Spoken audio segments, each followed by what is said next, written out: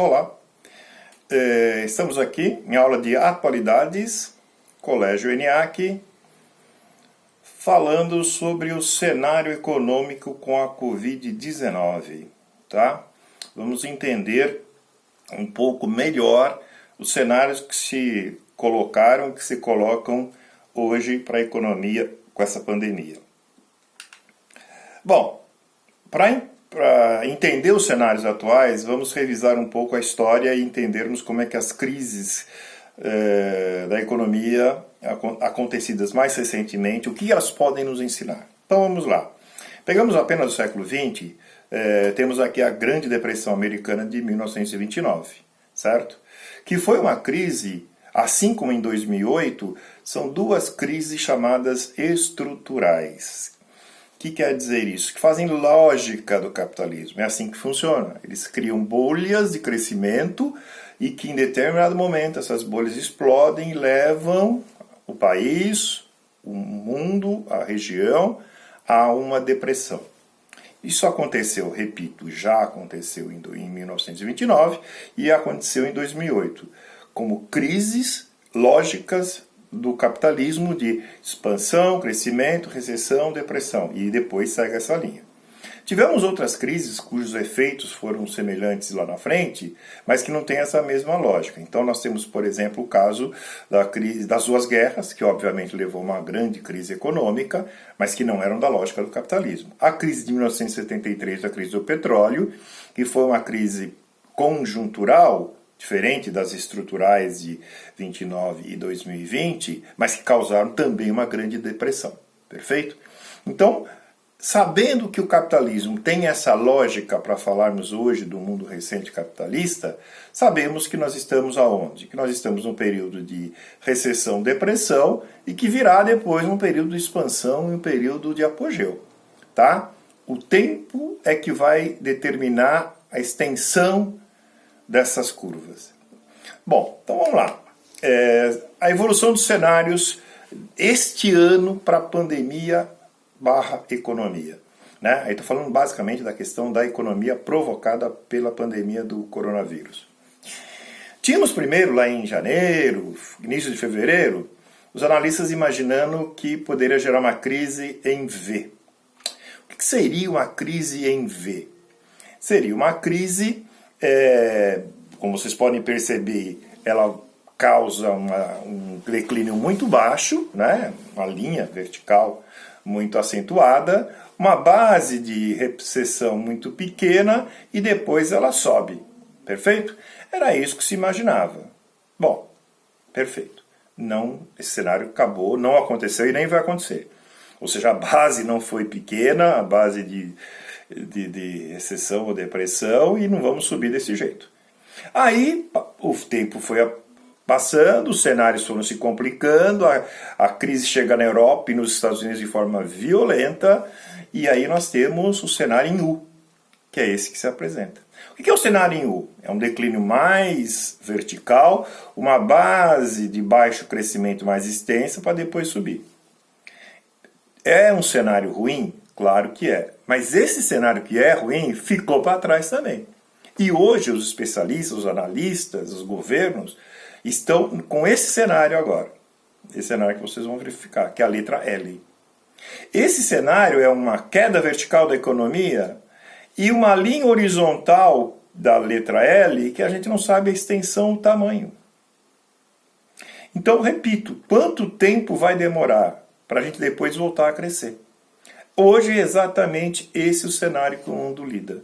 O cenário da letra chamada da letra L. E qual é a grande luta, qual é a grande tentativa dos governos, principalmente dos governos, tá? É que ela, repito, seja uma linha horizontal o mais reduzida possível e uma retomada muito rápida, aí com forte participação da iniciativa privada no melhor cenário que a gente possa ter. Então, basicamente o que eu disse, vamos verificar aí como vocês podem ver, é o que eu disse, né? Lá ali na parte de cima, vocês vão notar essa montanha russa que é o capitalismo. Então ele vem um período de expansão, que obviamente vem de um período anterior de depressão, de recessão, um período de apogeu que dura, certo? Que é onde as oportunidades nascem, onde os países avançam.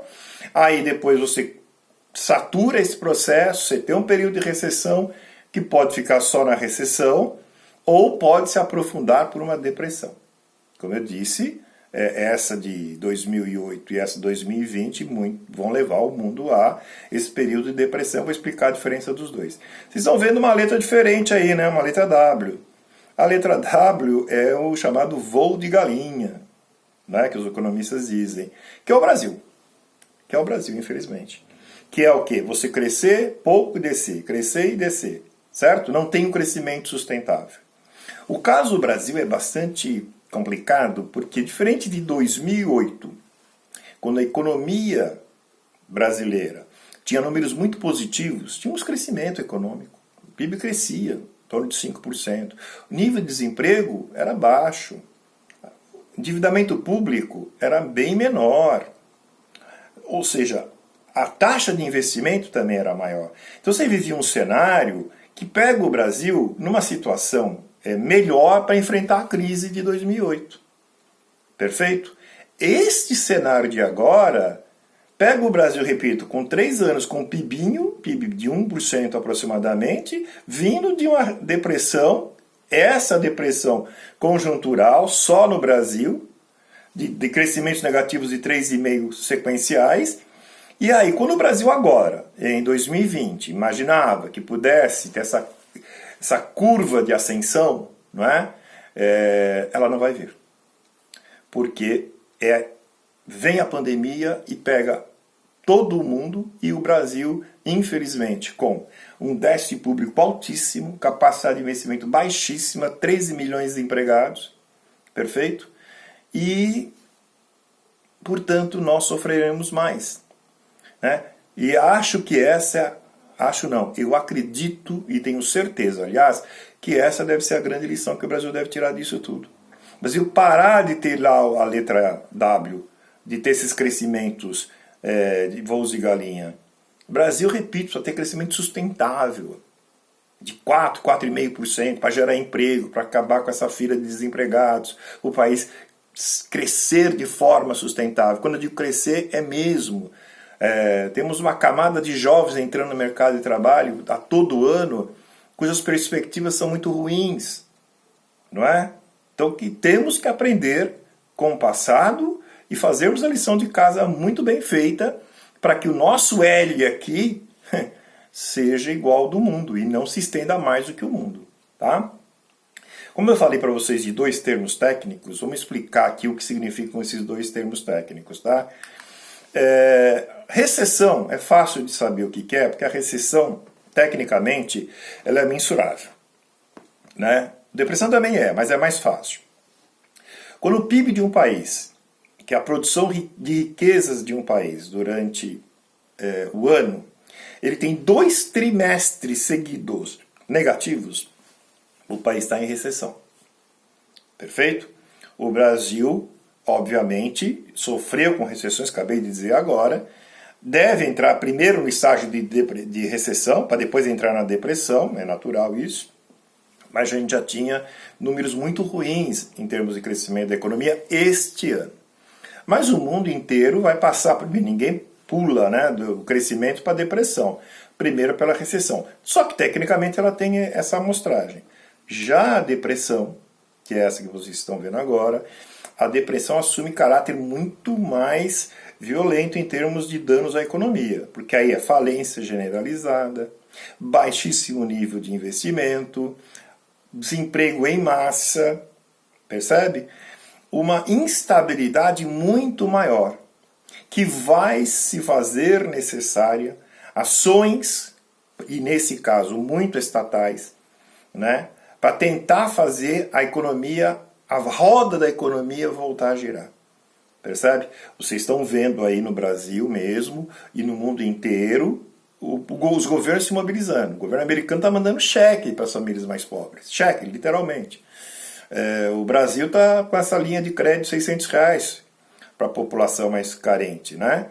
Que nesse momento surge de forma muito dramática. O Brasil descobriu que tem 50 milhões de brasileiros invisíveis. e que vimos eles agora nas filas da Caixa Econômica Federal. Tá? A participação de cada Estado, de cada governo, vai determinar, repito, a saída dessa crise. Vamos dar um lado positivo? Vamos ver a Alemanha, que já está se recuperando. Né? Gradualmente, lentamente, mas a Alemanha já tem feito isso, como a Alemanha fez em 2008 também, viu? A Alemanha que sustentou a crise na Europa. Então, temos esses cenários construídos aqui e depois vamos discutir as teorias econômicas que se contrapõem nessa lógica entre aqueles que defendem uma intervenção maior ou menor, certo? Bom, vamos lá para elas. Vocês têm uma charge aí muito interessante, porque apenas a pontuação é que faz diferença dela, né? Então, no primeiro lá, basta a intervenção do Estado na economia. Basta. Na outra, basta a intervenção do Estado na economia. Essa é uma falsa discussão, poderia dizer assim, mas que ela existe hoje, como existiu em 2008. Alguém que defende a intervenção do Estado para minimizar a crise e outros que ao longo do tempo disseram sempre que a economia devia girar pela iniciativa privada. E aí você tem dois ícones dessas duas ideias que estão aí.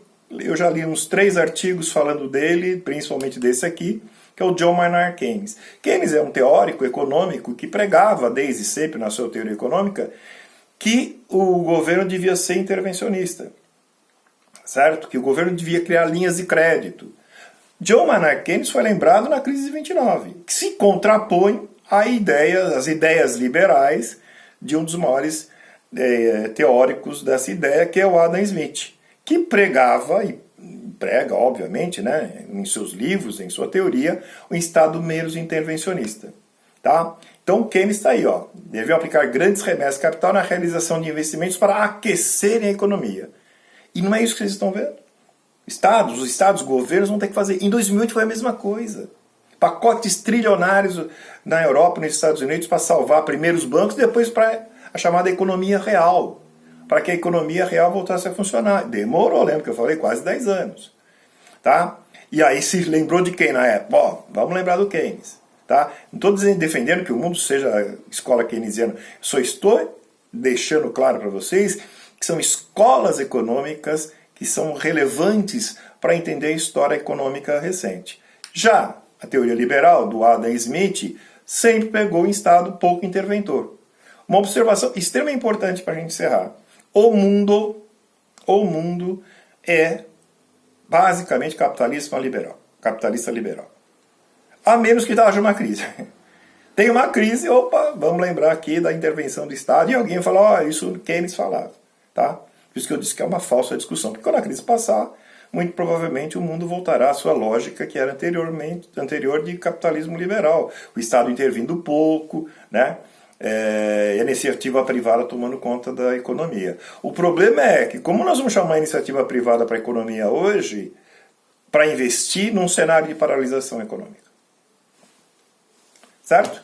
Espero que tenha ficado clara a apresentação dos cenários e vamos falar sobre economia também na próxima aula, agora sobre fundamentos da economia, para que, juntando as duas coisas, vocês tenham uma ideia mais sólida do que vivemos. Muito obrigado.